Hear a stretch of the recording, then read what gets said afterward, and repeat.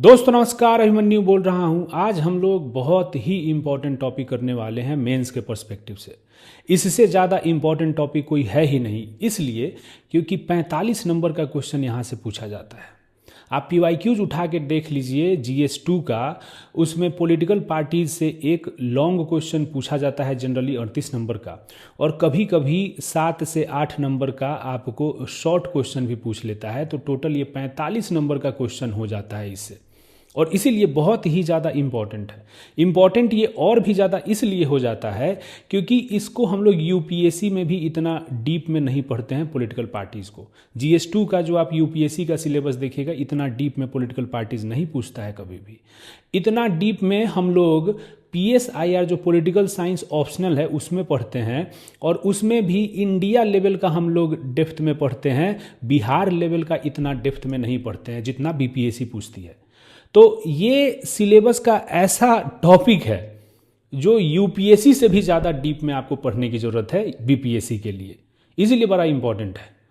और हम लोगों ने GS स्टैटिक में चाहे मेंस बंडल कोर्स में पहले ही पॉलिटिकल पार्टीज़ को कवर किया है, जिसमें अलग अलग एस्पेक्ट से जहाँ से भी क्वेश्चन आए हैं उसको हम लोगों ने उसमें कवर किया हुआ है। आप देखिए ये PDF है, और इसमें देखेंगे कि हम लोगों ने पॉलिटिकल पार्टीज़ के अलग अलग एस्पेक्ट्स पूरे कवर किए हैं। पहले तो PYQs आपको बता दिया है यहाँ पे सारे, कि criminalization of politics, coalition politics, role of caste, factors affecting elections, regional parties, ये सबसे क्वेश्चन आते हैं। उसके बाद में पॉलिटिकल पार्टीज़ के ऊपर में, और हर में हम लोगों ने एक कोट दिया है, बेसिक्स क्या है, स्टेटस क्या है, उसके बाद में पार्टी सिस्टम क्या होता है, रीजनल पॉलिटिकल पार्टीज़ क्या होते हैं, राइज के रीजन्स क्या हैं, क्यों रीजनल पार्टीज़ उभर के आए, उसके बाद में उनके कॉन्सिक्वेंसेज क्या हैं, गुड एंड बैड कॉन्सिक्वेंसेज दोनों। उसके बाद में too many regional parties, political parties, boon और बेन, ये क्वेश्चन पूछा हुआ है BPSC ने। तो बून है कि बेन है, इस पे सब पे अलग अलग आपको पॉइंट्स दिया हुआ है। उसके बाद में nationalistic versus individualistic political parties, तो नेशनलिस्टिक, इंडिविजुअलिस्टिक। उसके बाद में political parties in Bihar, caste politics, role of caste in politics. और ये सबसे अगर आप देखेंगे हम लोग स्कॉलर्स बहुत सारे दिए हुए, जैसे यहाँ पे देखिए आशुतोष वार्ष्णेय है, चाहे ऊपर में अगर आप देखेंगे तो क्रिस्टोफर जेफ्रोले है, बहुत सारी इसमें आपको रजनी कोठारी है यहाँ पे। तो ये सब आपको बड़ा ही अच्छा आंसर लिखने में हेल्प करेगा। उसके बाद देखेंगे role of caste in Bihar politics, ठीक। उसके बाद में कास्ट पॉलिटिक्स इन बिहार, क्यों ये परसिस्ट करता है caste politics, identity politics, criminalization of politics, coalition politics, देख रहे हैं पॉजिटिव्स एंड नेगेटिव्स क्या हैं कोलिशन पॉलिटिक्स से, पॉलिटिकल कल्चर इन बिहार, इससे भी क्वेश्चन पूछा है। उसके बाद में 1881 सेंसस का क्या इम्पैक्ट हुआ हमारे कास्ट आइडेंटिटी, रिलीजियस आइडेंटिटीज़ में, because it was the first organized caste census 1881 का। ऐसा पहला सेंसस था जिसमें कि कास्ट वगैरह सबका हम लोगों ने मेजर किया था, सर्वे किया था। उसके बाद में अभी जो बिहार में हम लोग का 2023 का कास्ट सर्वे हुआ, उसका क्या क्या इम्प्लीकेशन है। तो ये सब तो हम लोगों ने किया हुआ है। इस लेक्चर में हम लोग थोड़ा अपडेट लेंगे, और वो अपडेट इसलिए लेना ज़रूरी है क्योंकि अभी आप देखें कि बिहार में अभी इलेक्शन हुआ, हाल फिलहाल में उसका रिजल्ट आया 2 हफ्ता पहले। और अगर पॉलिटिकल पार्टी से क्वेश्चन इस बार पूछा जाता है, जो कि पूछा ही जाएगा, तो ज़्यादा प्रोबेबिलिटी ये है, इनफैक्ट इन ऑल लाइकलीहुड ये होगा कि आपको अभी के हाल फिलहाल में जो इलेक्शंस हुए उससे क्वेश्चन पूछा जाएगा। नए ट्रेंड्स इमर्ज होके आए, नया एनालिसिस आया, तो इसलिए इसको करना ज़रूरी है। इस नोट्स को बनाने में दोस्तों कम से कम 30 आर्टिकल को हमने पढ़ा, अलग अलग ऑथर्स के, अलग अलग न्यूज़पेपर्स से, और उसके बाद में उस रिसर्च के बाद में ये आपके पास में नोट्स तैयार हुआ है। जब हम लोग पढ़ेंगे तो आपको पता चलेगा कि नोट्स में कितना हम लोगों ने इन डेप्थ इसमें रिसर्च किया है। और इस नोट्स को आप कहाँ से ले सकते हैं, हम लोग के IS वैली का जो टेलीग्राम चैनल है वहाँ से आप इसको नोट्स को डाउनलोड कर सकते हैं। और बाकी GS स्टैटिक का और मेंस बंडल का ये कोर्स जनरली, बाकी और भी अगर कोई टॉपिक आपको देखना हो, पढ़ना हो, नोट्स लेना हो, तो ये सब कोर्स आप देख सकते हैं। उसका हम लिंक भी डिस्क्रिप्शन और कमेंट में डाल देंगे। अब देखिए पॉलिटिकल पार्टीज़ हम लोग स्टार्ट करने के पहले बिहार का क्या कंडीशन है, बिहार का क्या स्टेट है 2025 में, उसको समझना ज़रूरी है। और आप देखेंगे कि बहुत सारे ऑथर्स, बहुत सारे स्कॉलर्स अलग अलग आर्गुमेंट और एनालिसिस लेके आए, बहुत ही इंटरेस्टिंग है। सच्चिदानंद सिन्हा हुए, और ये सच्चिदानंद सिन्हा वो नहीं जो बिहार के पॉलिटिक्स में मेकर ऑफ मॉडर्न बिहार ये सब भी इनको कहा जाता है। तो ये सच्चिदानंद सिन्हा वो नहीं है, ये स्कॉलर हैं, इंटेलेक्चुअल हैं, सोशलिस्ट विचारधारा के तरफ से ये आते हैं और इनका देहांत 19 नवंबर को ही अभी जस्ट एक हफ्ता पहले हुआ है। तो इन्होंने बड़ा ही अच्छा एनालिसिस किया, मुजफ्फरपुर के ही एक जगह से आते थे। इन्होंने बोला कि एक ना बिहार एक इंटरनल कॉलोनी की तरह है। जनरली जब हम लोग कोलोनाइजेशन की बात करते हैं तो हम लोग इंटर कंट्री की बात करते हैं कि एक कंट्री का दूसरे कंट्री के ऊपर में कोलोनाइजेशन हो गया, उस तरीके से बात करते हैं। But with in the country also कोई स्टेट, कोई रीजन एक कॉलोनी की तरह काम करता है। और ये बोलते हैं कि बिहार भी उसी तरीके का एक कॉलोनी है, क्योंकि रीजनल एक्सप्लॉयटेशन हुआ है बिहार का। अभी आप देखेंगे कि it has now become the factory of migrants. Migrants का एक जो है सोर्स हो गया है बस। जब झारखंड साथ में था उस समय मिनरल्स होते हुए भी, नेचुरल रिसोर्सेज होते हुए भी बिहार का डेवलपमेंट नहीं हो पाया। और अभी के केस में आप बस माइग्रेंट्स यहाँ से एक्सपोर्ट करते हैं और अनएम्प्लॉयमेंट यहाँ से एक्सपोर्ट करते हैं। और डिस्पाइट एवरीथिंग, लाइक यहाँ पे एग्रीकल्चर के लिए इतना फर्टाइल लैंड है, वाटर अवेलेबिलिटी है, इतना यंग यूथ आपका वर्कफोर्स है, बट फिर भी यहाँ पे इंडस्ट्रीज़ नहीं लग पा रहा है क्योंकि पॉलिटिकल विल नहीं है। And that is an example of regional exploitation. Mahendra Nath Thakur, ये भी बहुत अच्छे स्कॉलर हैं, इन्होंने बोला कि Bihar is a classic case of frozen transition. Transition यहाँ पे हो ही नहीं पा रहा है, फ्रीज कर गया है ट्रांजिशन। और transition from feudalism to capitalism. अभी जो मॉडर्निटी की बात होती है, डेवलपमेंट की बात होती है, तो ये ट्रांजिशन होना जरूरी है कि भाई फ्यूडलिज्म मेडाइवल टाइम्स में था, मॉडर्न टाइम्स में कैपिटलिज्म है, डेवलपमेंट है, इकोनॉमिक ग्रोथ है। बट ये ट्रांजिशन बिहार में नहीं हो पा रहा है, ये बहुत ही प्रोलॉन्ग्ड है और बहुत अभी भी इनकम्प्लीट है। तो ये बहुत ही इंपॉर्टेंट एस्पेक्ट है बिहार का। यहाँ पे ओल्ड हायरार्कीज और मॉडर्न एस्पिरेशंस दोनों को एग्जिस्ट करते हैं। Old hierarchies of caste, clan, ये सब आपके अभी भी एग्जिस्ट करते हैं। मॉडर्न एस्पिरेशंस भी आ रहे हैं क्योंकि एक नया एस्पिरेशनल क्लास बिहार में इमर्ज होके आ रहा है। वो एस्पिरेशनल क्लास जो अभी मिडिल क्लास तो नहीं है, but it is eager to join the middle class. तो ये जो है एस्पिरेशनल क्लास अभी बिहार में इमर्ज होके आ रहा है। और ये जो कोएग्जिस्टेंस है, ये इकोनॉमी और पॉलिटी दोनों को डिफाइन करता है बिहार के। हम लोग देखेंगे कैसे। बिहार को अगर आप समझना चाहिएगा तो you will have to understand from the perspective of caste loyalties. अभी भी कास्ट के लिए बहुत ज़्यादा लॉयल्टी है बिहार में। आप इलेक्शन के टाइम में देख रहे थे कि किस तरीके से नया एक कास्ट का प्राइड इमर्ज होके आ रहा है। डिजिटल कास्ट वॉर्स हो रहा था, इंस्टाग्राम ये सब पे डिजिटल कास्ट वॉर्स चल रहा था दोस्तों। आप गाने वगैरह में देख लीजिए, बबुआन, अहिरान, यही सब गाना चल रहा है। नहीं, regional identities, class inequalities and historical continuity, यही सब के पर्सपेक्टिव से आपको बिहार को समझना है। अब थोड़ा सा समझते हैं पॉलिटिकली, सोशली और economically where Bihar stands today. Politically अगर हम लोग बात करें तो अभी भी जो प्राइमोर्डियल लॉयल्टीज़ हैं, जो बहुत ही पुराने लॉयल्टीज़ हैं, अभी भी डोमिनेट करते हैं। हुआ क्या है कि यहाँ पे देखिए कैपिटलिस्ट क्लास उतना रोबस्ट नहीं है क्योंकि यहाँ पे इंडस्ट्रियलाइजेशन उस तरीके से दोस्तों नहीं हुआ। जब इंडस्ट्रियलाइजेशन नहीं हुआ तो अब क्या है, तो जो कम्युनिटी के एलिट्स हैं, अलग अलग कास्ट के जो एलिट्स हैं, वही ब्रोकर्स बन के आते हैं between the state and the people.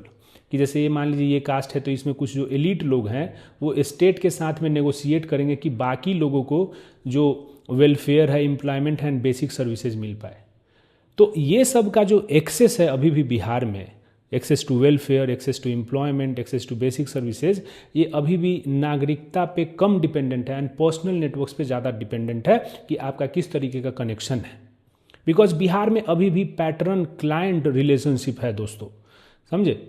आपका किसी विधायक से जान पहचान है, आपका किसी मंत्री से जान पहचान है तो आपका काम ज़्यादा जल्दी हो जाएगा। अगर सोसाइटी की बात करें तो यहाँ बिहार में एक आप देखेंगे कि emerging trend of neo conservatism की तरफ हम लोग बढ़ रहे हैं। जो ओल्ड हायरार्कीज थे, जो ओल्ड ट्रेडिशंस थे, उसके तरफ थोड़ा सा ज़्यादा अभी हम लोग रुझान हो रहा है हम लोग का।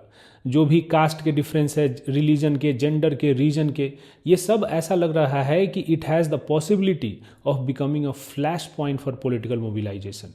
ये एम.एन. ठाकुर का ये सब एनालिसिस है, बहुत अच्छा एनालिसिस है। He is a really great political scientist, JNU वगैरह में पढ़ाते हैं।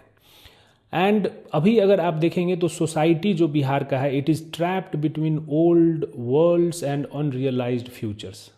Old world of feudalism, feudal hierarchy उसमें तो है ही, और unrealized futures of the emerging aspirational class. एक एस्पिरेशनल क्लास भी इमर्ज होके आ रहा है दोस्तों, और उसका फ्यूचर अभी भी अनरियलाइज्ड है, क्योंकि यहाँ पे जो एक आप देख रहे थे प्रशांत किशोर जब आए तो ये एस्पिरेशनल क्लास के अनरियलाइज्ड फ्यूचर्स उभर के आए फिर कि भाई यहाँ पे जॉब नहीं है, यहाँ पे फैक्ट्रीज नहीं है, माइग्रेट करना पड़ता है ना। तो एस्पिरेशनल क्लास भी आपका सोशली एक इमर्ज होके आ रहा है, जो कि अभी मिडिल क्लास तो नहीं है but eager to join it. And ये एस्पिरेशनल क्लास जो है दोस्तों, ये सोसाइटी को थोड़ा सा रेस्टलेस बना रहा है, सोसाइटी को मोशन में लेके आ रहा है, and the society is still searching for its political voice. Economically अगर आप बात करेंगे तो इन्वेस्टमेंट बहुत ही कम है। वैसे अभी बिजनेस समिट्स हो रहे हैं, और पिछली बार जो हुआ था तो 1.81 लाख करोड़ का हम लोगों ने इन्वेस्टमेंट सिक्योर किया, जो कि कंपनीज लोगों ने प्रॉमिस किया है कि यहाँ पे लगाएंगे, but we still have to see कि भाई वो कितना फुलफिल हो पा रहा है। तो इन्वेस्टमेंट कम है, इंडस्ट्रीज़ अभी भी यहाँ पे नहीं आए हैं, इंडस्ट्रियलाइजेशन की कमी है, और इस वजह से बिहार एक डेवलपमेंटल ब्लैक होल है। ब्लैक होल क्या होता है दोस्तों कि उसमें आप चीज़ें, कोई भी लाइट जाती है ब्लैक होल में तो the light gets absorbed, light emerge होके नहीं आती है। तो बिहार डेवलपमेंटल ब्लैक होल इस सेंस में है कि रिसोर्सेज तो इसमें आप डाल रहे हो, लेकिन ग्रोथ उस हिसाब से नहीं हो रहा है। आप देखेंगे बिहार सोशियो इकोनॉमिक इंडिकेटर्स में अभी भी लोएस्ट पायदान पे है, लगभग सारे सोशियो इकोनॉमिक इंडिकेटर्स में, चाहे आप पर कैपिटा इनकम ले लीजिए, चाहे आप ह्यूमन डेवलपमेंट इंडेक्स ले लीजिए, कोई भी आप चीज़ लीजिए, सब में हम लोग नीचे ही हैं। हेल्थ ले लीजिए, न्यूट्रिशन ले लीजिए, सब में। और ये डेवलपमेंटल ब्लैक होल बनने का एक और कारण ये है कि 60 से 70% जो फंड्स बिहार को मिलते हैं, चाहे बिहार जो जनरेट करता है, उसका 60 से 70% वो करप्शन में चला जाता है। And that corruption is enabled by a very small nexus of politicians, bureaucrats and contractors. वो कॉन्ट्रैक्टर जो अलग अलग कॉन्ट्रैक्ट लेते हैं, पॉलिटिशियन और ब्यूरोक्रेट, इन लोगों का जो ये अनहोली ट्राइनिटी है, अनहोली ट्रिनिटी जो है दोस्तों, ये जो नेक्सस है, इस वजह से बिहार एक डेवलपमेंटल ब्लैक होल बना हुआ है। तो पॉलिटिकली, सोशली और इकोनॉमिकली आपको बिहार का क्या कंडीशन है समझ में आया थोड़ा। अब 2025 के अगर इलेक्शंस की बात करें तो ये 3 फोर्सेस को रिफ्लेक्ट किया, जो कि 1990s से इंडियन पॉलिटिक्स को शेप कर रहे हैं, इन्फ्लुएंस कर रहे हैं। और वो 3 फैक्टर्स हैं, 3 M's। कौन कौन से? एक तो मंडल बेस्ड पॉलिटिक्स, जो मंडल वीपी सिंह ने जो मंडल कमीशन के रिकमेंडेशंस को इम्प्लीमेंट किया, रिजर्वेशन ओबीसीज को दिया, तो वो कास्ट बेस्ड रिजर्वेशंस की वजह से कास्ट मोबिलाइजेशन हुआ, और उस वजह से आइडेंटिटी पॉलिटिक्स, जो कास्ट बेस्ड पॉलिटिक्स चल रही है, वो तो है ही। एक मंदिर, जो Hindutva consolidation by BJP, right. And एक मार्केट डेवलपमेंट भी एक बहुत ही इंपॉर्टेंट एस्पेक्ट अब हो गया है। पहले मंडल और मंदिर था, अब मार्केट भी बड़ा इंपॉर्टेंट हो गया है, क्योंकि लोग डेवलपमेंट की भी मांग कर रहे हैं। तो ये 3 M भी डोमिनेट किया बिहार इलेक्शंस को। अब बिहार इलेक्शंस में अगर आप देखेंगे दोस्तों, तो 3 अलग अलग आपको मॉडल्स मिले कि किस मॉडल के साथ वोटर्स जाना चाहती है। एक तो एनडीए का मॉडल था, एक महागठबंधन का और एक जनसुराज का। जो एनडीए का मॉडल था, that was developmental pragmatism. Developmental pragmatism का मतलब ये हुआ दोस्तों कि रिफॉर्म्स अचानक से नहीं आ जाएगा। Rome was not built in a day, Rome was not built in a day, तो सो विल नॉट बिहार। तो बिहार भी एक दिन में नहीं बन जाएगा, एक आपको डिसिप्लिन चाहिए, ग्रेजुअल रिफॉर्म होगा। तो डेवलपमेंटल प्रैग्मेटिज्म की बात की एनडीए ने। यहाँ पे पेशेंट प्रोग्रेस होगा, थोड़ा सा धैर्य रखना पड़ेगा, प्रोग्रेस होगा इंफ्रास्ट्रक्चर के थ्रू, इन्वेस्टमेंट के थ्रू और सोशल इंजीनियरिंग के थ्रू। इनका ये मॉडल था। महागठबंधन या फिर तेजस्वी यादव का मॉडल क्या था कि पॉपुलिज्म का, कि भाई उन्होंने बोला कि भाई इमीडिएट प्रोमिसेस कि हम सरकार में आएंगे तो 20 दिन के अंदर में जॉब दे देंगे, ये दे देंगे, वो दे देंगे, वो सब बातें, हर घर नौकरी की बात की। तो इंस्टेंट रिलीफ की बात की through direct employment and subsidies, LPG वगैरह की बात की है कि भाई 1100 से 450 कर देंगे, तो दैट इज पॉपुलिज्म। जनसुराज का जो मॉडल था दोस्तों, दैट वाज रिफॉर्मिज्म, कि एक सिटीजन लेड रिन्यूअल की बात कर रहे हैं हम लोग। पॉलिटिकल कल्चर फिर से रिन्यू होना चाहिए, रिफॉर्म होना चाहिए। जन स्वराज का मतलब ये होता है पीपल्स गवर्नेंस, जन स्वराज। बेसिकली जो स्वराज वर्ड है, आप मैला आंचल पढ़िए ये सब, तो उसमें आपको पता चलेगा कि लोग जो भी स्वराज मतलब गांधी जी के सपोर्टर से उनको सुराजी बोला जाता था। तो स्वराज का बेसिकली वर्नाकुलर में हम लोग सुराज उस समय में बोलते थे, तो वहीं से नाम ये जन स्वराज है कि पीपल्स गवर्नमेंट की बात हो रही है, लोगों का स्वराज हो, पीपल्स स्वराज। तो यहाँ पे बहुत ही इम्पॉर्टेंट ये एस्पेक्ट था प्रशांत किशोर का कि भाई नागरिक जो है वो सेंटर पे रहना चाहिए। सिटीजन लेड रिन्यूअल की बात यहाँ पे की गई। यहाँ पे एक नया मोरल कॉन्ट्रैक्ट की बात हुई सिटीजन्स और स्टेट के बीच में, जहाँ पे state will be responsible and accountable to the citizens, जहाँ पे सिटीजन्स विल हैव मोर से इन द गवर्नेंस। तो ये नया मोरल कॉन्ट्रैक्ट दो पार्टीज के बीच में होता है। इसमें जो है एक तरफ आपके सिटीजन्स रहेंगे, एक तरफ स्टेट रहेगा, और ये जो कॉन्ट्रैक्ट है, जो पुराना कॉन्ट्रैक्ट है, दैट इज डिलैपिडेटेड। ये अब धाराशाही टाइप का हो गया, क्रम्बल करने लगा है। अब नया मोरल कॉन्ट्रैक्ट की जरूरत है। तो ये 3 मॉडल्स हैं, end of course like people chose this model. Election का रिजल्ट आ गया है, तो ये चीज़ था।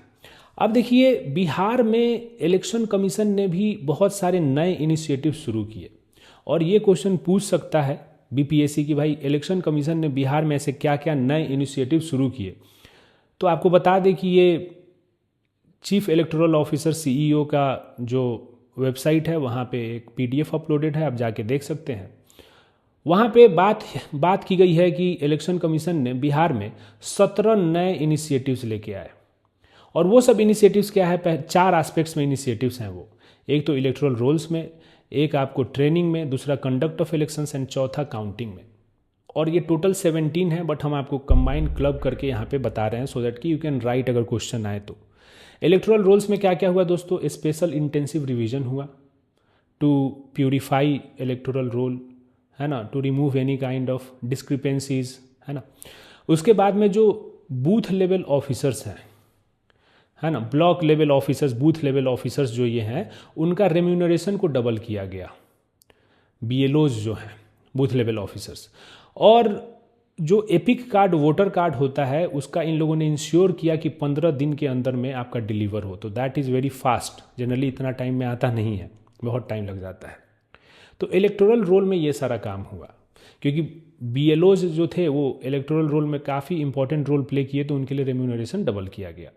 ट्रेनिंग की अगर बात करें हम लोग, तो बूथ लेवल ऑफिसर्स और बूथ लेवल एजेंट्स जो हैं, पॉलिटिकल पार्टीज़ के जो एजेंट्स होते हैं, उनका ट्रेनिंग कराया गया India international institute of democracy and election management. ये इलेक्शन कमीशन का इंस्टीट्यूट है न्यू दिल्ली में। वहाँ पे पहली बार बीएलओज और बीएलएज का ट्रेनिंग कराया गया। इलेक्शंस के कंडक्ट की अब बात करें हम लोग, तो सबसे इम्पॉर्टेंट जो इस बार नया रिफॉर्म एक तरीके से आप कहिए कि पोलिंग स्टेशन पे जो नंबर ऑफ वोटर्स की लिमिट है वो पहले 1500 था, अब उसको कम करके 1200 कर दिया गया है, सो दैट कि ओवर क्राउडिंग ये सब नहीं हो पाए। उसके बाद आप अगर वोट देने गए होंगे तो आप देखे होंगे कि जैसे ही आप एंटर करते हैं रूम में वोट डालने के लिए, तो उसके बगल में एक मोबाइल डिपॉजिट फैसिलिटी होगा, एक काउंटर टाइप का था, उसमें मोबाइल रख सकते हैं। तो ये बड़ा ही इंपॉर्टेंट एक रिफॉर्म इस बार था। उसके बाद में जहाँ पे भी इलेक्शंस हुआ, अलग अलग रूम्स में, पोलिंग रूम्स में, हर जगह 100% वेबकास्टिंग फैसिलिटी थी, सो दैट कि जो भी क्रिटिकल पोल एक्टिविटीज़ हैं उसको मॉनिटर किया जा सके। और आप देखे होंगे कि उस समय में एक इलेक्शन कमीशन की तरफ से एक वीडियो भी आया था, जहाँ पे chief election commissioner Gyanesh Kumar और बाकी election commissioners and all the staff and officials of election commission, वो लोग बैठ के देख रहे थे कि किस तरीके से इलेक्शन चल रहा है अलग अलग सीसीटीवी फुटेज में। तो दैट इज़ देयर। काउंटिंग की अगर बात करें तो देखिए एक फॉर्म 17C होता है जो प्रिजाइडिंग ऑफिसर को भर के देना होता है कि भाई आपके बूथ से कितना वोटर्स आए, क्या हुआ क्या नहीं। और जो ईवीएम डेटा है, अगर इन दोनों में मिसमैच है कि मान लीजिए प्रिजाइडिंग ऑफिसर ने कुछ भर दिया कि इतने वोटर्स है और ईवीएम डेटा में दिख रहा है कि थोड़ा ज़्यादा वोटर्स है, तो वहाँ पे मैंडेटरी था वीवीपैट का counting. Voter verifiable paper audit trail, इसका मैंडेटरी काउंटिंग कराना था। तो ये कुछ रिफॉर्म्स इलेक्शन कमीशन ने लेके आए इस बार बिहार के लिए। तो अगर ये क्वेश्चन पूछे तो ज़रूर आप ये लिखिए। अब 2025 इलेक्शंस पे कुछ डेटा हम लोग देख लेते हैं दोस्तों। देखिए, सबसे इम्पॉर्टेंट तो कुछ जो पोलिंग डेटा है, वोट परसेंट जो इस बार हिस्टोरिक हाई रहा है, उसके बारे में थोड़ा आपको डेटा पता रहना चाहिए। टोटल पोलिंग अगर हम लोग देखें तो 67.13% हुआ मेल और फीमेल मिला के, और ये हाईएस्ट एवर है, इंडिपेंडेंस से अब तक में हाईएस्ट है। फीमेल का पोलिंग हुआ दोस्तों 71.78%, ये भी हाईएस्ट एवर है। और मेल का इसके हिसाब से आप देखिएगा, फीमेल का पोलिंग 9% ज़्यादा था मेल से, और फीमेल का 71 है, तो इनका 62 पॉइंट समथिंग परसेंट था मेल का, और ये मेल और फीमेल दोनों का 67.13%। तो ये सब हाईएस्ट था दोस्तों। इतना अभी तक जो है हिस्ट्री में इतना वोटिंग परसेंटेज नहीं आया। और एक और डेटा यहाँ से इमर्ज होके आता है। देखिए, जब भी कोई इनकम्बेंट गवर्नमेंट जब रहता है और जब एंटी इनकम्बेंसी आती है, तो एंटी इनकम्बेंसी तभी आ सकती है दोस्तों, तभी वो काम कर सकती है जब वो इनकम्बेंट गवर्नमेंट जो है उसका वोट शेयर डिक्लाइन हो जाए, तभी आप कह सकते हैं कि एंटी इनकम्बेंसी है। लेकिन यहाँ पे क्या हुआ कि जितने भी पॉलिटिकल आउटफिट्स थे, सब के वोट शेयर रिटेन रहे लगभग, और इस वजह से हम लोग ये कह सकते हैं कि there was no anti incumbency in this election. लोग जनरली सेटिस्फाइड थे with the status quo. Muslims का अगर आप देखेंगे परसेंटेज बिहार में 17.7% है, लेकिन टोटल बस 11 MLAs जो हैं वो मुस्लिम्स हैं इस बार। That amounts to 4.5%। तो इनका अंडर रिप्रेजेंटेशन भी एक इम्पॉर्टेंट एस्पेक्ट है। सीट्स और वोट शेयर की अगर हम लोग बात करें दोस्तों, तो एनडीए को 202 सीट मिला and it got 46.6% vote share. Mahagathbandhan को 35 सीट्स मिला and it got 37.7% votes. Jan Suraaj को 0 सीट मिला, वोट जो है इनको 3% मिला। तो ये थोड़ा डेटा कहीं भी आप इसको फेंक सकते हैं जब क्वेश्चन आए तो। अब हम लोग देखेंगे कि क्या रीजन रहे कि एनडीए जीत गया और बाकी लोग हार गए। तो रीजन्स आपको पता रहने चाहिए कि what happened in 2025 elections which led to the victory, in fact the outstanding, marvelous, unbelievable victory of NDA and the shattering defeat of महागठबंधन। ऐसा क्या हुआ? तो अभी देखिए, हमेशा क्या होता है कि it is very difficult to predict the future but it is easy to analyse the past. तो इसीलिए इलेक्शंस के पहले जितने भी ये पोल एनालिस्ट होते हैं, इनको बड़ा मुश्किल हो जाता है एनालाइज करना कि हाँ भाई कितने प्रेडिक्शन इनके हर समय फेल ही होते हैं। लेकिन एक बार जब रिजल्ट आ गया, देन आपके कुछ कुछ जो आर्गुमेंट्स होते हैं वो सब आप प्रोजेक्ट कर सकते हैं कि अच्छा इस वजह से ऐसा हुआ। तो यही है यहाँ पे, राइट। यहाँ पे देखिए, एनडीए का जो सोशल कोalition था, एनडीए क्यों जीती? क्योंकि एनडीए का जो सोशल कोalition है वो महागठबंधन से बड़ा सोशल कोalition है। बीजेपी ने upper caste, so called upper caste voters को केटर किया, उन्होंने वोट किया ज़्यादा मात्रा में। ऐसा नहीं है कि 100% upper caste voted for BJP, ऐसा नहीं है, but majority of the percentage, ठीक। जेडीयू आपको पता है कि ईबीसीज और महादलित्स इनके वोट्स को लेके आई और उसमें कंट्रीब्यूट किया जीतन राम मांझी का जो हम पार्टी है, उसने महादलित्स के वोट को और भी ज़्यादा कंसोलिडेट किया एनडीए के लिए। और एलजेपी रामविलास जो चिराग पासवान की पार्टी है, उसने दलित वोट्स और खास करके पासवान वोट को उसने कंसोलिडेट किया। तो ये जो सोशल कोalition बना, ये बहुत बड़ा था महागठबंधन से। न्यू सोशल कैलकुलस एक निकल के आया कि जो पहले MY समीकरण की जो बात होती थी आरजेडी के केस में कि मुस्लिम एंड यादव, वो अब नया सोशल कैलकुलस ऐसा उभर के आया दोस्तों कि अब M स्टैंड्स फॉर महिला and Y stands for youth, and ये लोग एनडीए को ज़्यादा मात्रा में वोट किए। तो ये दो कारण हो गया। तीसरा है दोस्तों फ्रीबीज, कैश ट्रांसफर्स जो हुए हैं 10,000 टू 1.21 करोड़ वीमेन, जीविका दीदियों को जो मुख्यमंत्री महिला रोजगार योजना के अंतर्गत, वो भी इंपॉर्टेंट रोल प्ले किया है। We can not underplay that. NK Singh जो फॉर्मर फाइनेंस कमीशन के चेयरमैन भी रहे हैं, एनके सिंह, इन्होंने फ्रीबीज को दो टाइप में डिवाइड किया है। एक तो मेरिट बेस्ड, जिस फ्रीबी में सही में मेरिट हो, और एक होता है नॉन मेरिट बेस्ड। अब जैसे मान लीजिए कि आप सब्सिडी देते हैं MDM के लिए, मिड डे मील के लिए, है ना, चाहे आप सब्सिडाइज कर रहे हैं टीचर के ट्रेनिंग को, तो ये सब मेरिट बेस्ड है, क्योंकि आपको लॉन्ग टर्म में बहुत ही ज़्यादा ये हेल्प करने वाला है। भाई मिड डे मील की वजह से माल न्यूट्रिशन कम होगा, बच्चों का जो ग्रोथ एंड डेवलपमेंट होगा वो ज़्यादा अच्छे तरीके से होगा, तो that is merit based. Non merit based क्या होता है कि बस कैश डोल्स जो देते हैं हम लोग, है ना, तो ये नॉन मेरिट बेस्ड होता है कि भाई पैसा दे दिए। तो ये जो कैश ट्रांसफ़र है, it is a type of non merit based freebie. Organisational capacity की अगर आप बात करेंगे तो एनडीए का organisational capacity was better. Machinery, state machinery, central machinery, finances उनके पास ज़्यादा, कार्डर्स उनके बहुत ही ज़्यादा वेल ऑयल्ड हैं। BJP is the largest party in terms of membership, तो इस वजह से कैंपेन का डिसिप्लिन अगर आप देखिएगा तो Nitish Kumar himself addressed 84 rallies. उस उम्र में उन्होंने 44 रैलीज को एड्रेस किया, और ये लोग जहाँ भी गए तो एक दूसरे के अगेंस्ट में चाहे इस तरीके से बातें नहीं हुई।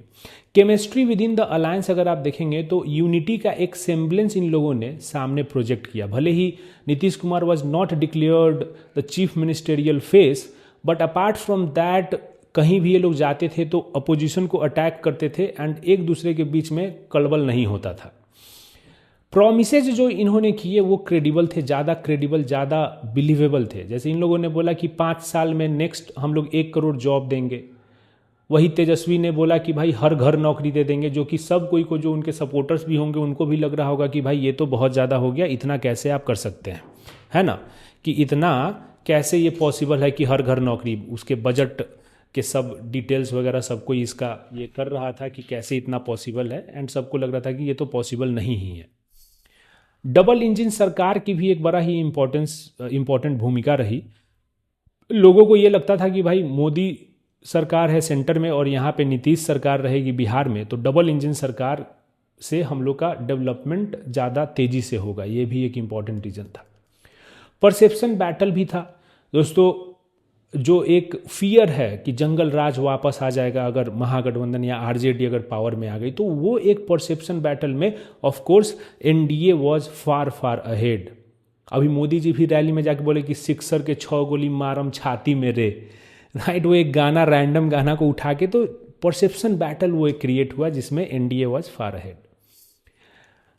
एलजेपी रामविलास का भी रिटर्न हो गया इस बार एनडीए के कोलिशन में। 2020 में आपको पता है कि चिराग पासवान ने जेडीयू के सीटों पे अपने कैंडिडेट भी उतार दिए थे, जिसकी वजह से बहुत सारे सीटों पे जेडीयू के कैंडिडेट्स को हार का सामना करना पड़ा था। और उस समय में 2020 में इनका नारा था कि मोदी से बैर नहीं, नीतीश तेरी खैर नहीं। तो अब ये वापस आ गए एनडीए फोल्ड में। तो जो 2020 में वोट लीकेज हुआ था वो प्लग कर लिया गया और दलित वोट्स कंसोलिडेट हुए। और एक और रीज़न है दोस्तों जीतने का एनडीए का, कि अगर बिहार में आप देखेंगे तो लो एक्सपेक्टेशन लो डेवलपमेंट इक्विलिब्रियम है। जो लोग हैं उनको भी ज़्यादा एक्सपेक्टेशन नहीं है। For most of the people सड़क अगर बन गया, बिजली आ गई, पानी आ गया, तो ये सब डेवलपमेंट के इंडिकेटर्स हैं।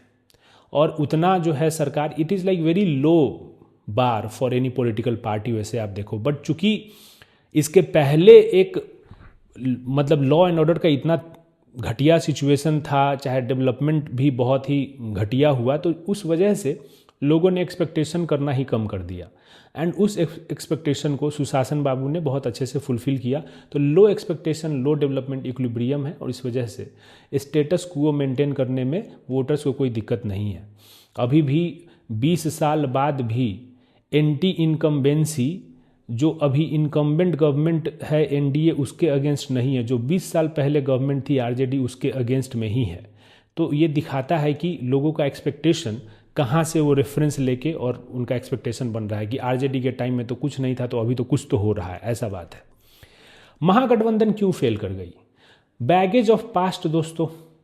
इतिहास को भुला पाना, खुद तो भुला दीजिएगा, लोग भुलाएंगे तब ना। तो बैगेज ऑफ पास्ट की वजह से ये पैरालाइज हो गई है। परसेप्शन में भी पीछे है कि भाई जंगल राज and all, and past failures जो इतने हुए हैं, तो वो भी कहीं ना कहीं डीमोटिवेट करता है दोस्तों। आरजेडी अपने को ग्रो नहीं कर पाई है, एक लिमिटेड सोशल बेस के बियॉन्ड, या फिर इसने अपनी आइडेंटिटी को रीडिफाइन नहीं कर पाया है। अभी भी देखेंगे कि भाई जो सोशल बेस है आरजेडी का वो एमवाई पे ही टिका हुआ है, and it could not intrude, it could not attract the new voter base, और ये दिक्कत है। जो प्रोमिसेज हैं उसका भी क्रेडिबिलिटी उस तरीके से बिलीवेबल नहीं लगी, डूबियस क्रेडिबिलिटी ऑफ प्रोमिसेज कि भाई 1 जॉब टू एवरी फैमिली आप कैसे दे पाओगे, how is it possible even. अगर आप देखेंगे कि भाई अलायंस भी जो महागठबंधन था उस बहुत ही अच्छे से मैनेज्ड नहीं था, अंदर में ही बहुत ज़्यादा झगड़ा उगड़ा हुआ, और उसके वजह से फ्रेंडली फाइट भी हो गए कि 11 सीट पे महागठबंधन के अलग अलग पार्टनर्स ही एक से ज़्यादा कैंडिडेट उतारे हुए हैं अलग अलग पार्टी से। तो ये दिखाता है कि the alliance was not managed well. उसके अलावे महागठबंधन में दोस्तों अगर आप देखेंगे तो अलाइज भी वीक थे, मतलब आरजेडी के जो अलाइज थे they are not very strong allies compare to NDA, जहाँ पे बीजेपी और जेडीयू खुद में ही बहुत ही स्ट्रॉन्ग पार्टीज़ हैं, जेडीयू बिहार में और बीजेपी तो नेशनली। तो आरजेडी के पास में लेकिन उस तरीके से कोalition में अलाइज स्ट्रॉन्ग नहीं मिले। जो मुकेश सहनी का विकासशील इंसान पार्टी है, it fail to attract the EBC और निषाद वोटर्स। जो कांग्रेस और लेफ्ट पार्टीज़ हैं ये ऑर्गेनाइजेशनली तो एकदम हॉलो हो चुके हैं, कुछ जान प्राण अभी रहा नहीं। सिंबॉलिक वैल्यू तो ऐड किए लेकिन इलेक्टोरल वेट इनका कोई उतना ज़्यादा है नहीं, राइट। ट्रस्ट डेफिसिट भी है अगेंस्ट आरजेडी एमॉन्ग ईबीसीज और नॉन यादव ओबीसीज जो हैं उनके मन में एक ट्रस्ट डेफिसिट है अगेंस्ट आरजेडी। तो ये सारे कारण हुए दोस्तों महागठबंधन के हार के। अब जन सुराज की बात करते हैं क्योंकि ये भी एक इम्पॉर्टेंट आपका फैक्टर इमर्ज होके आया। तो जन सुराज अगर आप देखेंगे तो ये एक इंटेलेक्चुअल और स्ट्रेटेजिक प्रोजेक्ट की तरह उभर के आया था। It was the making of Prashant Kishor mind, और स्ट्रैटेजिकली ज़्यादा ये इन्फ्लुएंशियल था, बट स्ट्रैटेजी आपको एक लिमिट तक ही लेके जा सकती है। इनको लगा कि पॉलिटिकल वैक्यूम है और उसको फिल करने के लिए एक प्रोजेक्ट स्टार्ट इन्होंने किया। But it is a truism in the field of startups दोस्तों कि startups fail more often than they succeed. Jan Suraaj was a political startup of Prashant Kishor. ये एक पॉलिटिकल स्टार्टअप था और ये फेल कर गया है अभी के लिए, तो अब आगे में देखते हैं क्या होता है। बट 2025 में it failed and it basically reflects the truism that startups fail more often than they succeed in business and in politics। ये फैक्ट है। तो ऐसा भी नहीं है कि कुछ बहुत ही अनबिलीवेबल चीज हो गया, इट इज ट्रू। ये बेसिकली ट्रेंड को ही फुलफिल किया है फेल होके, ऐसा कुछ ये नहीं है कि भाई ऐसा कैसे हो गया। And Jan Suraaj was not able to convert visibility into votes. जो इतना विजिबल ये सोशल मीडिया पे थे, मीम्स, शॉर्ट्स, अलग अलग इंटरव्यूज़, इनफैक्ट कहीं कहीं पे ये भी बोला जाता है कि Prashant Kishor has become the person who has given the highest number of interviews in the political history of India. इतने कम समय में इतने ज़्यादा इंटरव्यूज़ देने वाले ये पहले इंसान बने हैं। तो विजिबिलिटी तो थी, हर जगह लोग देख भी रहे थे, जहाँ भी प्रशांत किशोर जा रहे थे वहाँ पे क्राउड भी आ रही थी, बट वो वोट्स में कन्वर्ट नहीं हुआ। आप देखेंगे और इससे ये समझ में आता है, ये सौतिक विश्वास का आर्टिकल है बीबीसी में, इसे ये समझ में आता है क्योंकि इसके पहले Prashant Kishor was a political strategist. He was the man behind the successes of Narendra Modi, Nitish Kumar, Mamata Banerjee, नीचे भी साउथ में भी बहुत सारे जगन रेड्डी, ये सब लोग को इन्होंने हेल्प किया है। तो he was the political strategist and पहली बार he became a political actor himself. और इनके फेलियर के बाद में ये चीज अब और भी ज्यादा समझ में आ रही है कि breaking into the system, into the political system is far harder than diagnosing it from outside. आप बाहर से इसको डायग्नोज तो कर सकते हो कि भाई इसमें क्या प्रॉब्लम्स है, इस पॉलिटिकल सिस्टम को क्या जरूरत है, बट आप खुद अगर इसमें जाना चाहो तो बैरियर्स बहुत ही ज्यादा हाई है, ठीक। और आप अगर इंडियन पॉलिटिकल लैंडस्केप की बात करेंगे तो कोई भी नया पॉलिटिकल आउटफिट आता है तो वो ज़्यादा हाल फिलहाल में रिसेंट ईयर्स में वैसा कुछ बहुत ज़्यादा सक्सेसफुल नहीं हो पाया है। Very few political parties have been successful, have crossed the threshold of relevance. वो रेलेवेंस का जो थ्रेशोल्ड है बहुत ही कम पॉलिटिकल पार्टी ने क्रॉस किया है। जब से 1983 में तेलुगु देशम पार्टी एनटीआर ने बनाया, उसके बाद में बहुत ही कम ऐसे पार्टीज हुए हैं जो कि इस रेलेवेंस के थ्रेशोल्ड को क्रॉस कर पाए हैं। कुछ एग्जाम्पल्स आपके यूनिक एग्जाम्पल्स हैं। 1985 में असम गण परिषद, ये असम की पार्टी बनी, and it was based on mass mobilisation against infiltration illegal migrants coming from Bangladesh, और वो सब जो पूरा एक पॉलिटिकल मूवमेंट वहां पे स्टार्ट हुआ, वहां से ये आया, मास मोबिलाइजेशन की वजह से आया। आपकी अगर बात करेंगे आम आदमी पार्टी, तो ये पॉलिटिकल क्राइसिस के बैकड्रॉप में उभरा। वहां पे एंटी करप्शन मूवमेंट चल रहा था, जन लोकपाल बिल के अन्ना हजारे वाला मूवमेंट चल रहा था, और उसके बैकड्रॉप में आप आई। बट जन सुराज के पास में न तो ये मास मोबिलाइजेशन का ये फैक्टर था, ना पॉलिटिकल क्राइसिस का फैक्टर था। It did not emerge out of a street movement. ये मास मोबिलाइजेशन स्ट्रीट मूवमेंट जैसे असम गण परिषद आया उस तरीके से ये आए नहीं, और यहां पे कोई एंटी इनकम्बेंसी भी नहीं थी, यहां पे कोई उस तरीके का पॉलिटिकल क्राइसिस भी नहीं था कि भाई लोग अल्टरनेटिव की तरफ जाएं। Because Bihar in 2025 appeared largely content with the status quo, it was satisfied with the work that was done by Nitish Kumar, और इस वजह से लोग अल्टरनेटिव्स पे ज्यादा फोकस नहीं किए, बिकॉज दे फेल्ट कि भाई दूसरों को हम वोट देंगे तो हमारा वोट खराब हो जाएगा। ये भी है। और देखिए, कोई भी पॉलिटिकल आउटफिट जब आता है और जब वो इंसर्जेंट होता है, जब वो राइज कर रहा होता है, तो उसको राइज कराने में सबसे इंपॉर्टेंट एक और एस्पेक्ट होता है, that is the combustible emotional energy of people, कि भाई इमोशनली लोग आपसे कनेक्टेड हैं। और ये सब देखिए कीवर्ड है, इमोशनल कंबस्टिबल इमोशनल एनर्जी हो गया, उसके बाद में थ्रेशोल्ड ऑफ रेलेवेंस हो गया, चाहे ऊपर में भी हम लोगों ने देखा फ्रोजन ट्रांजिशन की बात किए, है ना। ये सब आपको लिखना पड़ेगा एग्जाम में।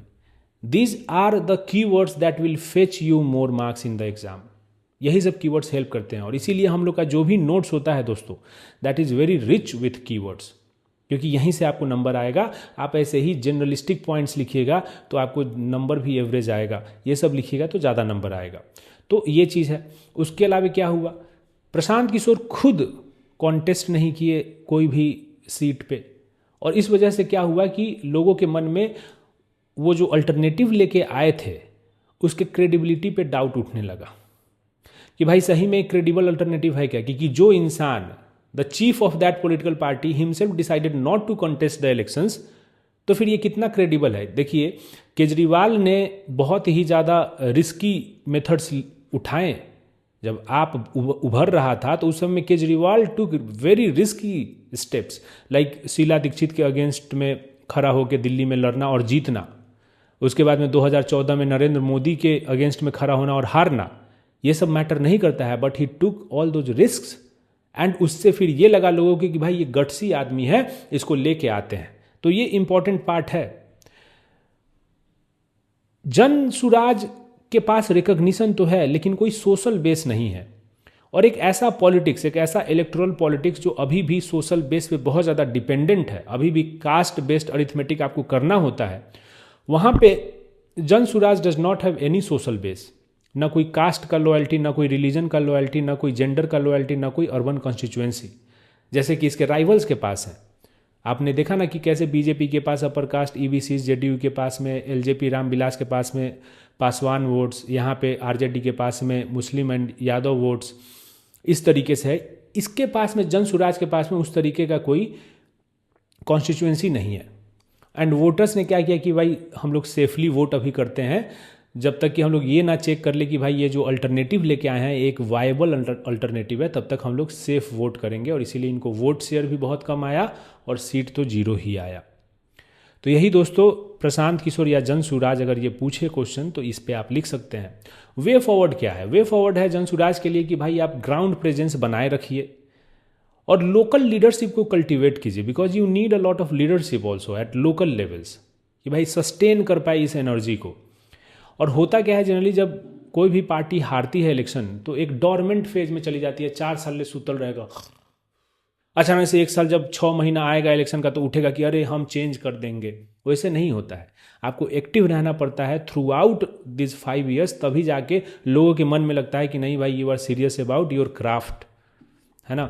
तो ये जो है इनको अवॉइड करना पड़ेगा पोस्ट इलेक्शन डोरमेंसी, तभी जाके Jansuraaj will be able to convert attention into influence. तो ये कुछ दोस्तों यहाँ पे है। अब the relevance of Nitish Kumar, because it is very important aspect of Bihar politics, क्योंकि ये अभी आप देखें कि 10वीं बार मुख्यमंत्री का पद का ओथ लिए हैं और he has become the longest serving, अब तो लॉन्गेस्ट सर्विंग हो जाएंगे चीफ मिनिस्टर ऑफ इंडिया। और ये बोला जाता है कि जैसे मैथमेटिक्स में क्या होता है दोस्तों, एक देखिए मैथमेटिक्स में हम लोग पढ़ते हैं कि कांस्टेंट होता है और एक वेरिएबल होता है ना। वेरिएबल को जनरली हम लोग एक्स मान लेते हैं मैथमेटिक्स में। तो मैथमेटिक्स में ये बोला जाता है कि कांस्टेंट के पास में क्या होता है, फिक्स्ड वैल्यू होता है ना, और जो वेरिएबल होता है वो चेंज करता है। बट बिहार के पॉलिटिक्स में नीतीश कुमार बोथ कांस्टेंट भी हैं एंड वेरिएबल भी हैं। कांस्टेंट इसलिए हैं क्योंकि वही मुख्यमंत्री रहेंगे, एंड वेरिएबल इस मामले में है कि वो जहाँ भी जाते हैं, जिस भी तरफ जाते हैं, वहाँ पे इक्वेशन को बैलेंस कर देते हैं उसके फेवर में तो अरिथमेटिकली भी और पॉलिटिकली भी। तो इस तरीके से Nitish Kumar is both the constant as well as the variable in Bihar politics. Nitish Kumar is relevant also because of the many things that he is and many things that he has done. Political decency एक बहुत ही important aspect है इनके personality का। आप देखेंगे कि personal attacks ज़्यादा ये नहीं करते हैं ओपोनेंट्स पे, राइट। एंड ये बोला जाता है कि Nitish Kumar is very much like loner kind of a guy, कि वो अपने आप में रखते हैं, मतलब ही कीप्स टू हिमसेल्फ, ऐसा जो बोलते हैं। कि कभी कभी ये भी बोला जाता है कि उनके दाएं हाथ को नहीं पता है कि उनका बायां हाथ क्या करने वाला है। और इसी वजह से जो फ्रेंड्स होते हैं, जो नीतीश कुमार जी के फ्रेंड्स होते हैं, दे आर वेरी वेरी कि भाई पता, जो फ्रेंड्स होते हैं दे आर वेरी वेरी कि भाई पता नहीं नीतीश कुमार का अगला मूव क्या होगा। और जो राइवल्स होते हैं दे आर एक्सपेक्टेंट कि पता नहीं नीतीश कुमार कब हम लोग के साथ में आ जाएंगे। तो ये जो है बड़ा ही इंपॉर्टेंट इनका एस्पेक्ट है, पॉलिटिकल डिसेंसी है। और आप अगर ब्रदर्स बिहारी को कभी दोस्तों अगर आपको मौका मिले तो आप ब्रदर्स बिहारी को ज़रूर पढ़िए। शंकर शांत ठाकुर की बहुत ही अच्छी किताब है, और ये आपको लालू यादव और नीतीश कुमार का जो 2015 तक का एरा रहा है उसके बारे में आपको बहुत ज़्यादा जानकारी मिलेगा। ये किस टाइप के दोनों ये पर्सनालिटीज़ रहे इनके बारे में भी आपको समझ में आएगा। एक हमको याद आ रहा है, आपको थोड़ा सा टिडबिट सुनाते हैं। तो Nitish Kumar when he became the chief minister of Bihar, तो इनका बख्तियारपुर में अपना घर है। तो ये देखिएगा कि बहुत ही हम्बल बैकग्राउंड से, मतलब वैसे भी हम्बल बैकग्राउंड से नहीं, बिकॉज इनके जो पिता थे वो आयुर्वेद के डॉक्टर थे और ज़मीन वगैरह था 20-25 बीघा इस तरीके का। बट घर, अब देखिए मुख्यमंत्री कोई अगर आदमी बन जाता है तो 20-25 बीघा क्या है, 20-25 बीघा भी कम लगेगा। तो एक बार जब ये घर गए तो वहाँ पे इनके घर वाले बोले कि अरे यार ये सब कुछ दीवार वाल है, चाहे ऐसा है, इसको थोड़ा सा रिपेयर कराना है, थोड़ा घर और को रेनोवेट करवाइए। तो Nitish Kumar is believed to have said कि अभी पहले बिहार को बनाएं कि अपने घर को बनाएं, राइट। तो ये दिखाता है कि जो क्लीन, मिस्टर क्लीन वाला इमेज है ये ऐसे ही नहीं इन पे है। ही deserves it, he has earned it. और एक और चीज़ आपको बताएंगे कि ये बहुत ही ज़्यादा लोहिया को पढ़ने वाले, लोहिया को मानने वाले, मतलब बहुत ही इन्होंने टाइम बिताया है लोहिया को समझने में, पढ़ने में। इनफैक्ट जब इमरजेंसी का मूवमेंट चल रहा था तो उस समय में Lalu Yadav was the one who used to give speeches because he could attract crowds, because he is the person who is charismatic with speech. भाई करिश्मा है कि स्पीच में लोग आके सुनेंगे। But Nitish Kumar was the person who use to work behind the scenes, कि भाई मीडिया को ले जाके कुछ राइटअप्स देना है कि कैसे हम लोग का मूवमेंट चल रहा है। तो he was the one who use to write things and सोचना विचारना। He was the thinker kind of a guy, Nitish Kumar, and Lalu Yadav was the speaker kind of the guy. तो वहाँ पे उस समय में वो चाणक्य को बहुत पढ़ते थे। इनफैक्ट जब ये रेल मंत्री बने थे तो उस समय में चाणक्य को बहुत पढ़ते थे, क्योंकि जब ये रेल मंत्री बने 1999 में, जब अटल बिहारी वाजपेयी की सरकार बनी 1999 से 2004 के बीच में, ही वॉज द रेल मिनिस्टर, है ना, ही वॉज द रेल मिनिस्टर। और उस समय में 2000 में जब चुनाव हुए थे तो बहुत ही बुरी हारी थी नीतीश कुमार की पार्टी बिहार के इलेक्शंस में। तो तब वो चाणक्य को पढ़ना स्टार्ट कर दिए थे। एंड शंकर शांत ठाकुर बताते हैं कि जब भी ये जाते थे पार्लियामेंट तो हमेशा इनके साथ में वो चाणक्य या महाभारत उस समय भी काफ़ी पढ़ते थे, तो ये हमेशा इनके साथ रहता था। और मुझे लगता है, बाकियों को भी लगता है, एनालिस्ट लोगों को, कि शायद बहुत सारे लेसन्स वहाँ से नीतीश कुमार जी लिए हैं। एंड चाणक्य ने अर्थशास्त्र में, विष्णुगुप्त जिनका नाम है, जिनका नाम कौटिल्य भी है, उन्होंने अर्थशास्त्र में लिखा है कि भाई इन पॉलिटिक्स और in life there are no permanent friends और फोज। कोई आपका परमानेंटली दोस्त नहीं है, ना दुश्मन है। It is always interest based alliances. और ये शायद नीतीश कुमार जी बहुत ज़्यादा बिलीव करते हैं, और इस वजह से अब ये आप नहीं कह सकते हैं कि चूंकि ये अलायंसेज चेंज करते हैं तो ये इनके सेल्फिश इंटरेस्ट में होता है, क्योंकि ये ऐसा नहीं है कि काम नहीं कर रहे हैं, है ना। काम अभी भी देखिएगा कि काम तो हो ही रहा है, एंड अभी भी he has that kind of image, सुशासन बाबू वाला। पॉलिटिकल डायनेस्टिसिज्म के अगेंस्ट हैं। एक ही बेटा है निशांत कुमार, लेकिन अभी भी कोई उनको रोल नहीं दिया गया है। अभी देखिए इन द क्या बोलते हैं उसको, जब इनका in the almost the end of his political career, Nitish Kumar is now nearing the end of his political career, may be this was his last election also, है ना, क्योंकि अब थोड़ा सा रेस्ट भी चाहिए, सब चीज़ अब उम्र का भी तकाजा होता है। और अभी भी उन्होंने अपने बेटे को अपॉइंट नहीं किया है। तो ये दिखाता है कि भाई फॉर हिम डायनेस्टी और ये सब सही में उनके लिए अनाथेमा है, सही में उनके लिए बहुत ही ज़्यादा उनके प्रिंसिपल्स के अगेंस्ट में है। वही अगर आप देखेंगे तो दीपक प्रकाश, उपेंद्र कुशवाहा के बेटे, 36 साल के, MIT मणिपाल से पढ़ा हुआ, बाहर में रहता था, सब डोनेशन वगैरह पे पढ़ा हुआ होगा MIT मणिपाल, आके मंत्री बन गए, पंचायती राज मंत्री बिहार के। इलेक्शन भी नहीं लड़े। और जब उनसे पूछा गया कि काहे नहीं लड़े इलेक्शन, काहे आपको आपके पिताजी मंत्री बनाए, तो बोलते हैं कि इसका जवाब तो हमारे पिताजी ही हमसे ज़्यादा दे पाएंगे। तो ये चीज़ है। एंड ये नीतीश कुमार मिडिल पाथ को सिंबलाइज करते हैं बिहार में, मतलब कि न एक्सट्रीम्स पे नहीं जाते हैं। ये भले ही बीजेपी के साथ में अलायंस में है, बट बीजेपी के रिलीजन बेस्ड या उस तरीके के आइडियोलॉजी को भी बहुत ज़्यादा ऐसा नहीं करते हैं। He is like middle path को फॉलो करने वाले। इनका जो सोशल बेस है वो भी मिडिल क्लास या फिर मीडियम, जो एक्सट्रीम्स को छोड़ के, जो EBCs हो गए, जो OBCs बाकी हो गए, वही सब लोग इनके सपोर्टर्स हैं। तो मिडिल पाथ ही सिंबलाइजेज मिडिल पाथ इन बिहार। अब एक दोस्तों लास्ट टॉपिक है डायनेस्टिक पॉलिटिक्स का, और ये इंपॉर्टेंट टॉपिक है क्योंकि दीपक प्रकाश बने हैं, और वैसे भी बहुत ही ज़्यादा इस पे इंडियन एक्सप्रेस पे भी एक आर्टिकल आया था कि कितने ज़्यादा डायनेस्टीज़ हैं यहाँ पे और कितने डायनेस्टी इन्फ्लुएंस्ड पीपल हैं। तो बड़ा ही इंपॉर्टेंट ये हो जाता है। शशि थरूर का भी बहुत ही अच्छा आर्टिकल आया था प्रोजेक्ट सिंडिकेट में, जिसके बाद में बहुत ज़्यादा कोहराम भी मचा, क्योंकि वो कांग्रेस को क्रिटिसाइज़ किए थे उसमें। तो डायनेस्टिक पॉलिटिक्स में शशि थरूर का एक कोट है दोस्तों कि political leadership can be a birth right. Dynastic politics यही दिखाता है कि political leadership can be a birth right. बाल गंगाधर तिलक आज से 100 साल से भी ज़्यादा पहले, 120 साल पहले 1905 में बोले थे कि Swaraj is my birth right and I shall have it. Swaraj हमारा जन्मसिद्ध अधिकार है और हम इसे लेकर रहेंगे। यहाँ पे जो पॉलिटिकल डायनेस्टी है वो बोलती है कि भाई विधायकई और मंत्रिमंडल हमार जन्मसिद्ध अधिकार बा, हम ले के रहम। यही बात है। PM मोदी 2021 में बोले थे कि political dynasties are the biggest enemies of democracy. तो ये सब कुछ कुछ आप कोट कर सकते हैं अलग अलग जगह पे। अब देखिए क्या हमारा कॉन्टेक्स्ट है। दीपक प्रकाश बन गए सन ऑफ उपेंद्र कुशवाहा, ये बिहार के पंचायती राज मिनिस्टर बन गए विदाउट कंटेस्टिंग द इलेक्शंस।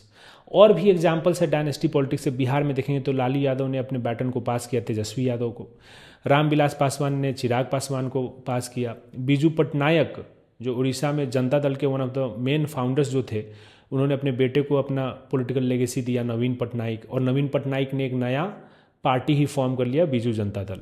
बाल ठाकरे ने अपने बेटे उद्धव ठाकरे को दिया शिवसेना का कमांड, और उद्धव ठाकरे ने अब बेटे आदित्य ठाकरे को भी पॉलिटिकल ट्रेनिंग में ला दिए हैं। मुलायम सिंह से अखिलेश यादव के पास में गया। अब्दुल्ला, अगर आप देखेंगे जम्मू एंड कश्मीर में तो शेख अब्दुल्ला, फिर उसके बाद में फ़ारूक अब्दुल्ला, फिर उसके बाद में उमर अब्दुल्ला। ये 3 generation of Abdullah families have dominated the politics in Jammu and Kashmir. उसके बाद में ये मुफ्ती जो है महबूबा मुफ्ती, उनके पिता जो थे सईद मोहम्मद मुफ्ती, ये लोग भी अपोजिशन में लीड किए हुए हैं। पंजाब में जो शिरोमणि अकाली दल है, अकाली दल, वो प्रकाश सिंह बादल पहले थे, उनके बेटे बाद में सुखबीर सिंह बादल हो गए। करुणानिधि ने अपने बेटे MK स्टैलिन को बना दिया DMK का ये इनहेरिटर। उसके अलावे जिनके अपने मतलब डायरेक्ट एयर्स नहीं हैं, डायरेक्ट जिनके अपने वंश नहीं हैं, वो भी अगर देखेंगे तो अपने भतीजों को दे रहे हैं। जैसे मायावती बीएसपी का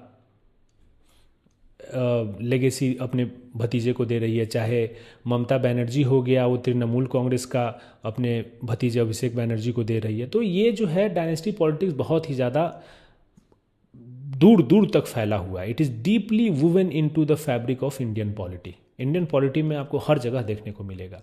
और ये सिर्फ एमएलए और एमपी के लेवल पे नहीं है दोस्तों, ये प्रधानी में, मुखियाई में, पंचायत समिति में, प्रखंड प्रमुख में, इस सब में है आपको। From village councils to highest echelons of parliament, हर जगह आपको ये डायनेस्टी पॉलिटिक्स दिखने को मिलेगा। और 2009 का एक ये दोस्तों स्टडी है, शशि थरूर अपने आर्टिकल में कोट करते हैं कि 45 साल के अंडर वाले जितने एमपीज थे उस समय पार्लियामेंट में, उसमें 2/3 एमपीज ऐसे थे जिनका कि कोई क्लोज रिलेटिव ऑलरेडी पॉलिटिक्स में था। उसके बाद में अभी अगर देखेंगे आप तो 70% फीमेल एमपीज जो हैं अभी, उनका कोई डायनेस्टिक बैकग्राउंड है।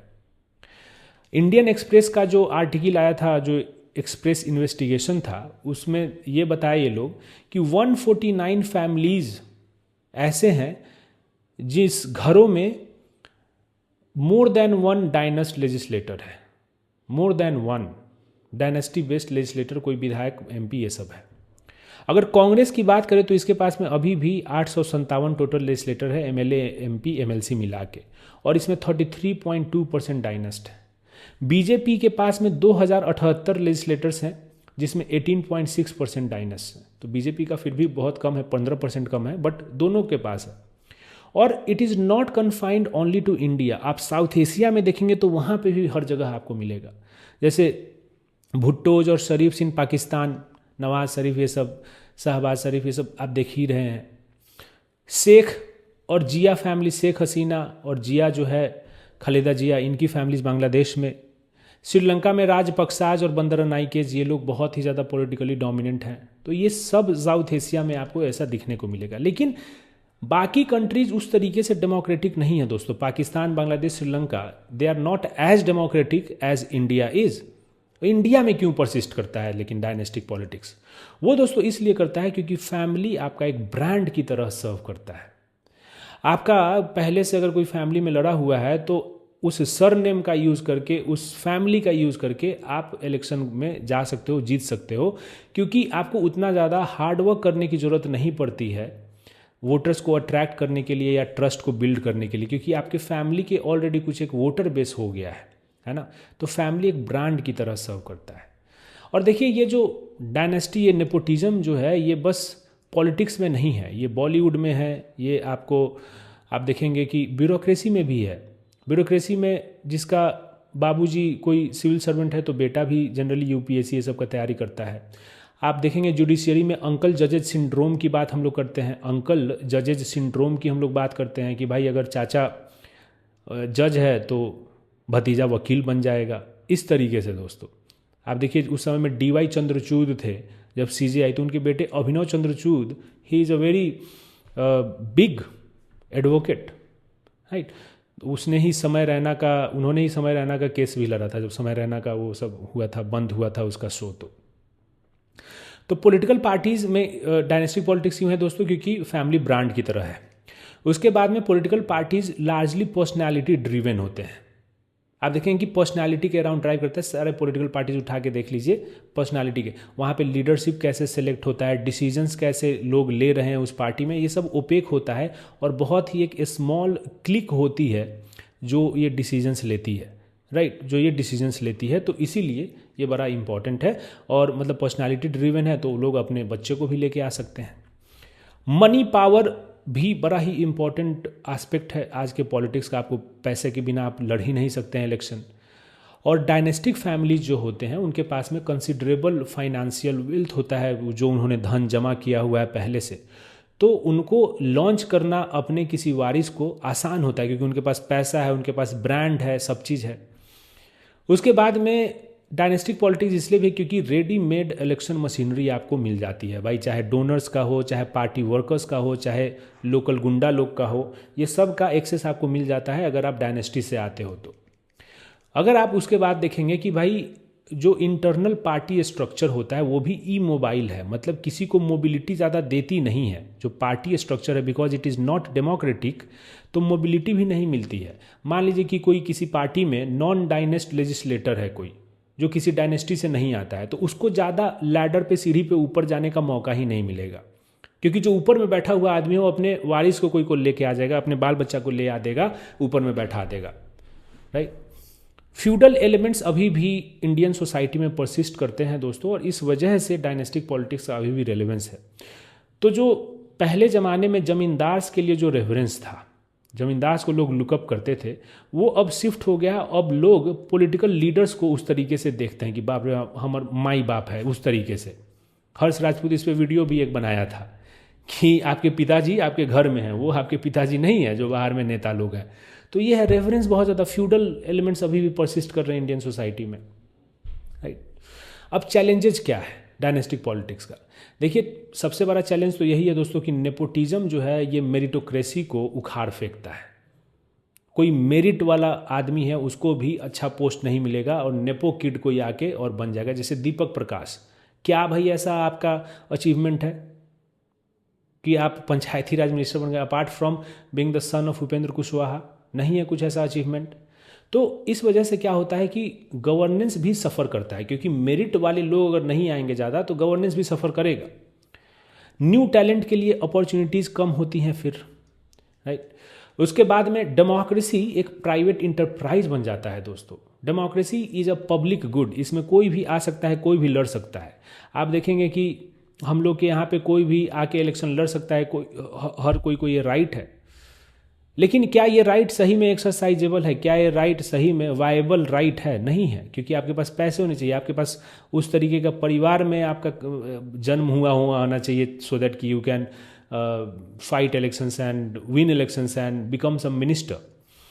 स्टेट कैप्चर हो रहा है डायनेस्टीज़ के द्वारा। स्टेट कैप्चर का मतलब क्या हो गया कि भाई एग्जीक्यूटिव, लेजिस्लेचर, ये सब में आप देखेंगे कि भाई डायनेस्टीज़ लोग ही अब बढ़ रहे हैं।